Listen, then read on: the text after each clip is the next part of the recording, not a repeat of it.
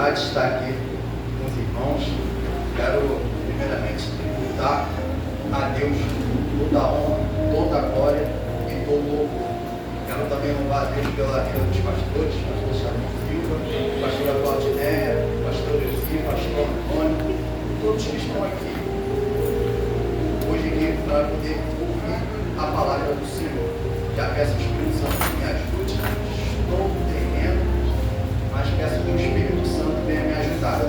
Pega aí a sua Bíblia, a sua espada aí, e abra em Isaías 53, a partir do versículo de número 2.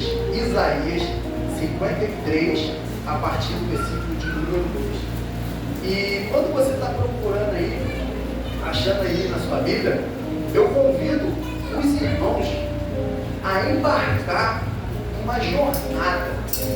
Mas que jornada é esta? A jornada de crescimento com o Espírito Santo e uma comunhão tremenda com Deus.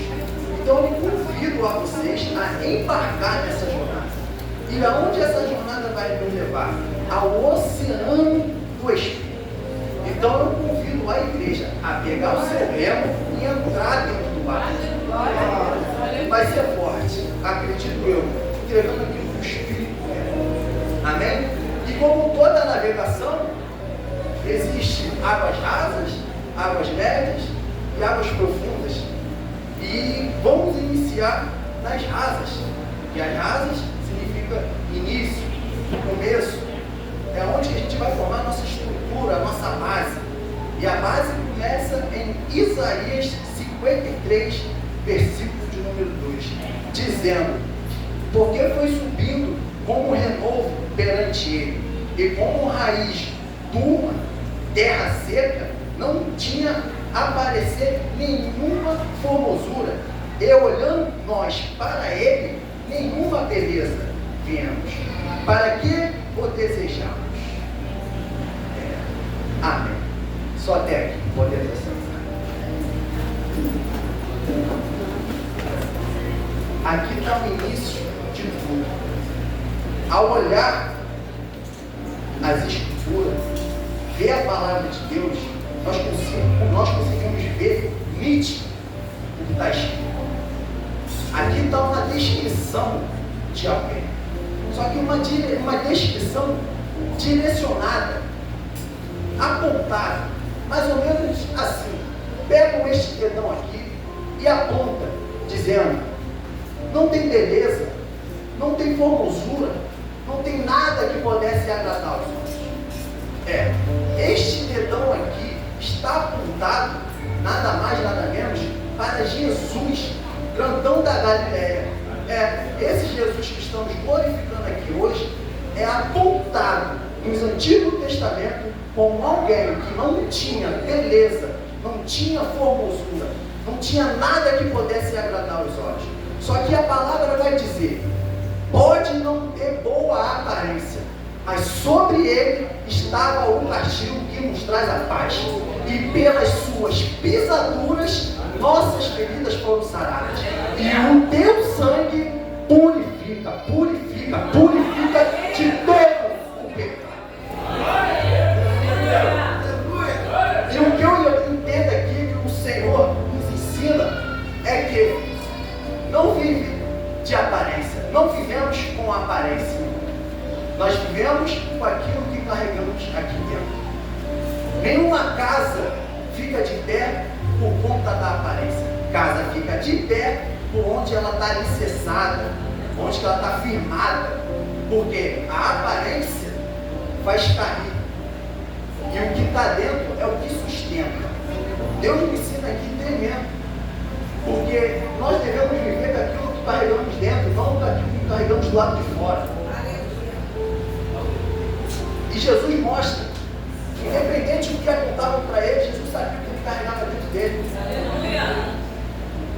Enquanto apontava: Jesus, tu não tem beleza, Jesus nem abria a boca, o que estava dentro dele já falava. Jesus, tu não tem beleza. Aí o que estava dentro falava: pode não ter beleza, mas eu carrego o castigo que te traz a paz. Jesus, tu não tem formosura. Eu não posso ter formosura, mas as minhas pisaduras mãos vão sarar suas feridas. Jesus, tu não tem nada que possa agradar os meus olhos. Mas o meu sangue te purificou de todo bem. Aqui está a base. Carregar o que está aqui dentro. E quem que tem que carregar aqui dentro? Jesus era nada. Agora o que nós temos que fazer? Essa é a base de uma base. E aqui eu vou rasgar a aparência. Vou trouxer um pouco aqui o que é aparência. Aparência, o que é aparência? É tudo aquilo que os olhos podem ver, tudo aquilo que os olhos podem contemplar. E o que os olhos podem ver, o que os olhos podem contemplar? Dom, talento, chamada. Isso é o que os olhos podem ver. E o que acontece com as pessoas que caem na presença do Senhor? Se afunda, entra num abismo, porque coloca isso como base. E a aparência nunca foi base. Dom, talento, chamada são ferramentas utilizadas durante a jornada. Aleluia. E as pessoas pegam isso e fazem como base. Isso nunca foi base. Base é o que Jesus mostra. Ele é a base. Ele é a rocha. A base começa aí. E aqui nós já entendemos o que é a base. Agora vamos navegar águas negras, dizendo se a casa não vive de aparência, a casa vive de base, que é Jesus. Nós devemos entender o processo dessa edificação da casa. E qual é o processo dessa edificação da casa?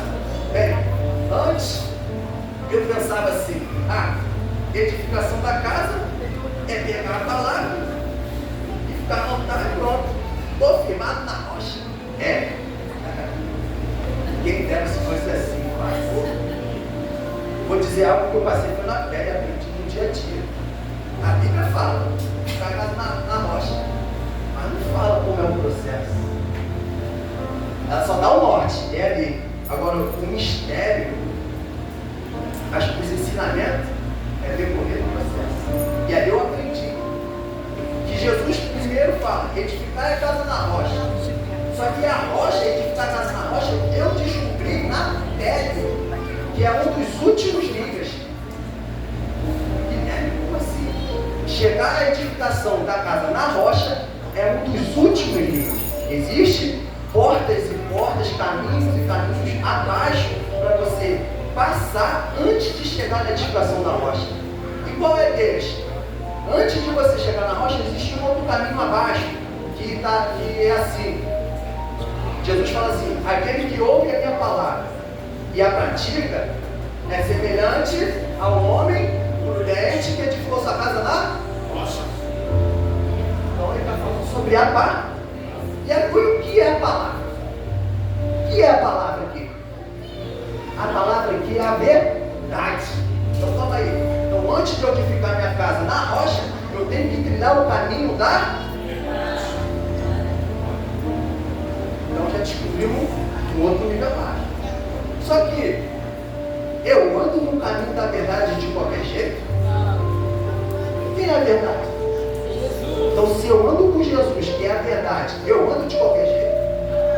Eu ando fingindo? Eu ando mentindo para Ele? Eu ando de qualquer maneira?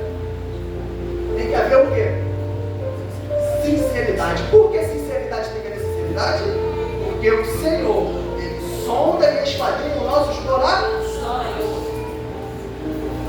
Então o caminho abaixo que a gente tem que trilhar é sinceridade. Só que eu descobri que a sinceridade é fruto de uma palavra. Que palavra é essa, Guilherme? Caráter. O caráter vai te gerar sinceridade. E a sinceridade vai te levar ao caminho da verdade, que a verdade vai te edificar na rocha. Biblicamente falando, eu vou dizer que Davi, homem com caráter de Deus. Caráter como? Por conta da sinceridade que ele mostrava. Deus, errei, me arrependi. Coloca em mim o espírito reto diante de ti. Me ajuda, não retire o teu espírito de mim. Tenho que ter caráter. E o caráter deve ser segundo o coração. Caráter.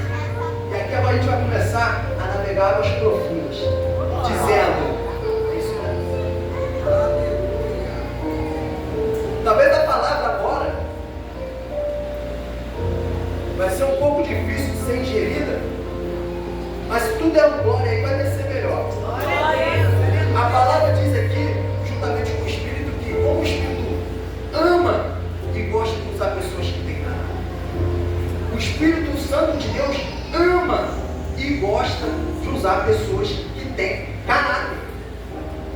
Logo, se o Espírito Santo de Deus ama e gosta de usar pessoas que têm caráter, o diabo ama e gosta de usar pessoas que não têm caráter.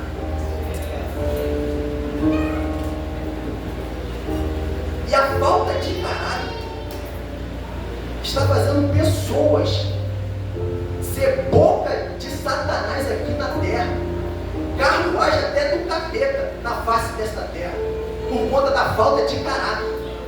Porque o caráter, ele já faz fazer você fazer os frutos da carne, que é aquilo que Deus não gosta. Vou dar um exemplo aqui bíblico, para não dizer que é minhas palavras.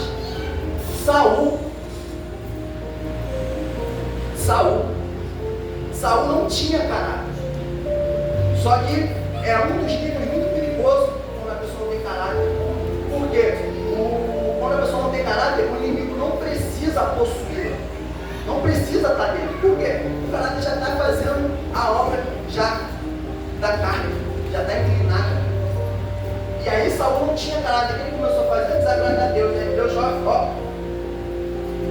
tirou de cena, rejeitou. Aí sim, ele rejeita. O inimigo vai lá. E aí quando o inimigo pega, a pessoa não tem a humildade de pedir ajuda, não tem caráter de pedir socorro, de mostrar arrependimento. Em nenhum momento Saul mostrou arrependimento. Não mostra. Nunca mostrou. Ao contrário, olha ainda para quem tem caráter, que é Davi, ainda persegue, ainda quer matar. Só que eu vou repetir para Satanás ouvir. O Espírito Santo de Deus ama e gosta de usar pessoas que têm caráter. Olhai para João Batista. João Batista, homem cheio de caráter. Tinha tanto caráter que Deus olha para ele e fala: eu vou te levantar, mas eu vou te levantar para tu carregar uma coisa. O quê? A verdade. Tu vai carregar a verdade. Pessoal, glória a Deus. E eu vou fazer você carregar a verdade, João Batista. Para quê? Você vai pegar o meu povo e vai endireitar, botar em linha reta. Você vai estreitar o meu povo. Para quê? Para a chegada do meu filho amado, Jesus. Então vai, eu te levanto e toma isso aqui, eu vou te dar a verdade. Carrega, tem caráter para isso, vai. Só que olha novamente o que acontece. Dedão aponta para o João Batista e fala: João Batista, tu não é profeta, João Batista. Tu não é, olha para onde tu anda, olha como tu se veste, olha o que tu come. Por que falavam isso de João Batista? João Batista andava em deserto, comia gafanhoto com mel, se vestia com pele de animal, com cabelo, e ficava perambulando pelo deserto. E as pessoas apontavam: tu não é. Você não é, você não é. Só que João Batista sabia que ele carregava dentro, sabia qual era a missão. Ele, estou nem aqui que fala, eu vivo daquilo que eu carrego do lado de dentro. Vou foco. E quando ele vai ao foco, a multidão começa a chegar, o povo começa a chegar. E começa a chegar o povo, ele olha para aquele povo e fala: agora eu tenho que preparar esse povo. Eu tenho que endireitar esse povo. Eu tenho que estreitar esse povo, porque vai chegar o Filho de Deus. Só que João Batista, por conta da verdade que ele carregava, ele sabia que não se melhora povo dizendo: Deus vai te dar milagre, Deus vai te dar porta, Deus vai te dar chave, Deus vai te dar ouro, prata, carro, chave, porta. Não se melhora povo dizendo isso. João Batista sabia que para melhorar povo tinha que falar a verdade. E tanta verdade que João Batista tinha, ele olhava nos olhos do povo e dizia: arrependei-vos, pois produzam frutos dignos de arrependimento. Pois a árvore que não produzir bons frutos será cortada e lançada no fogo. Foram essas palavras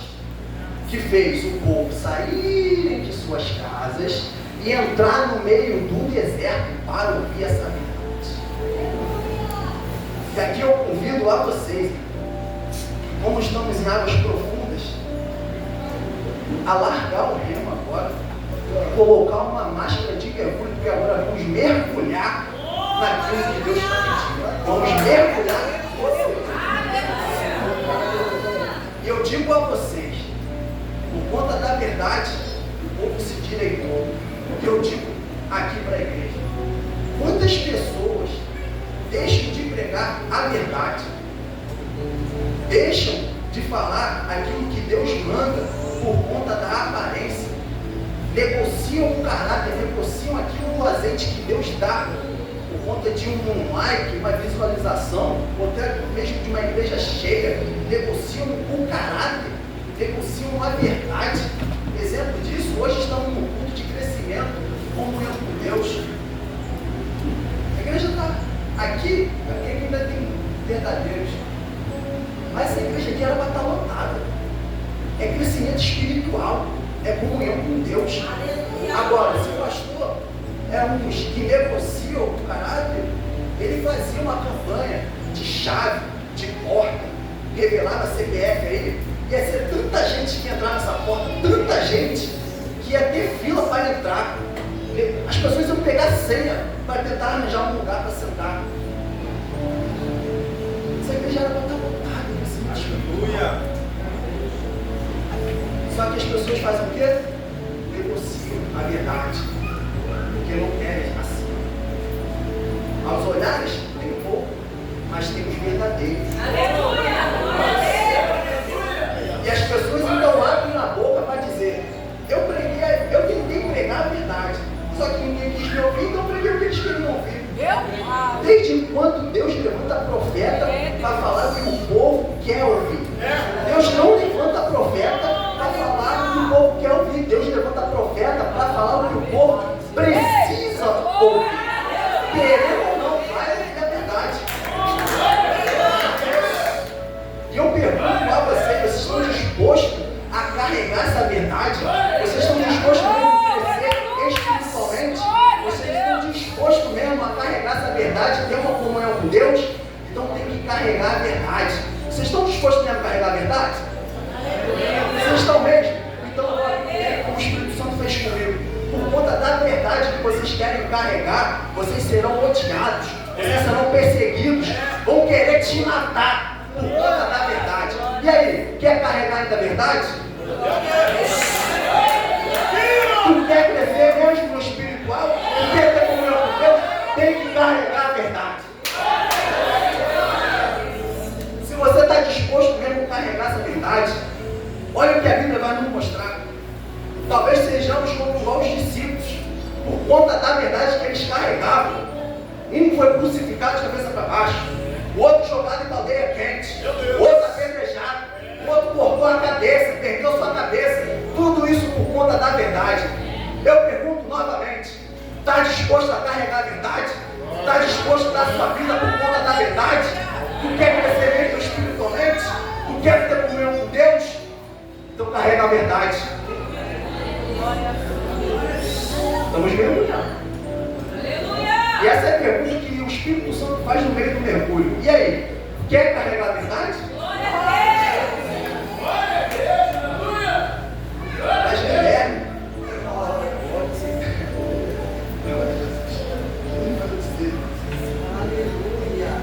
Guilherme, mas essa verdade aí, as pessoas